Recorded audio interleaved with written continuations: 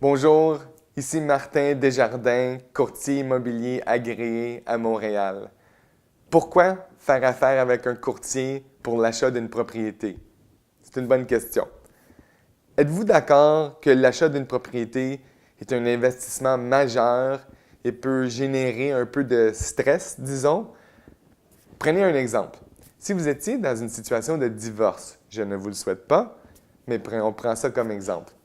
Est-ce que vous utiliseriez l'avocat de votre conjoint pour vous représenter en cours? Bien sûr que non.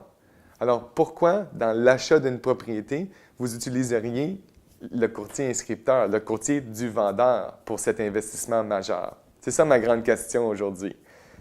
1. J'ai 5 raisons pour utiliser un courtier pour vous représenter.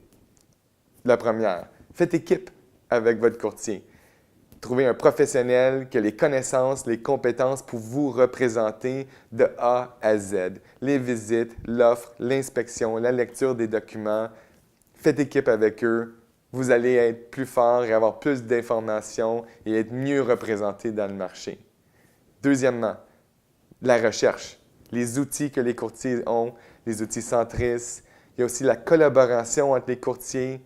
Et le réseau d'un courtier immobilier peut être très important pour aller dénicher une propriété pour son acheteur. Et la collaboration entre les courtiers, les relations peut aller très loin aussi. Alors ça, c'est très important quand vous choisissez votre courtier, mais d'utiliser un courtier, absolument. Troisièmement, l'analyse de prix. Il y a le prix demandé versus la valeur réelle, disons, dans le marché. C'est important d'avoir quelqu'un qui représente juste vos intérêts, faire une analyse du secteur, cette propriété, combien de temps qu'elle a été sur le marché, quelles sont les statistiques centristes dans le coin. Quelqu'un qui va vous donner l'heure juste, disons, sur le prix.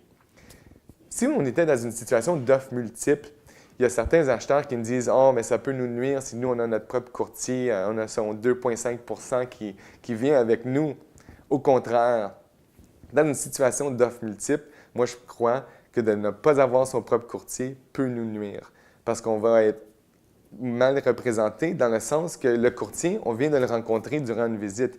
Il ne connaît pas notre situation, nos capacités financières.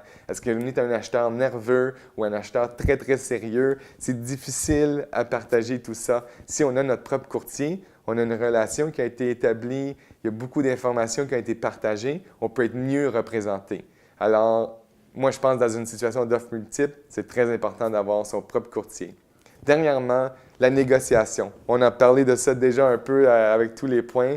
C'est très important d'être bien représenté, mais aussi comment on remplit l'offre pour bien représenter nos intérêts, mais pour que le vendeur veuille l'accepter aussi. Jongler les contre-propositions, arriver à une entente win-win pour l'acheteur et le vendeur. Moi, je crois c'est important d'avoir notre propre représentation pour faire ça. Si vous voulez avoir plus d'informations pour comment travailler avec moi, quels sont les outils, qu'est-ce qu'on utilise, ça me ferait plaisir de m'asseoir avec vous pour 30 minutes, vous montrer mes outils, mon approche, la façon que je travaille. Je suis sûr que vous allez sortir de cette rencontre avec mieux informé sur le marché immobilier à Montréal. Il y a vraiment no strings attached. C'est une rencontre informelle, informationnelle. Alors, contactez-moi à client avec un S à martinmontréal.com si vous avez des questions ou des commentaires.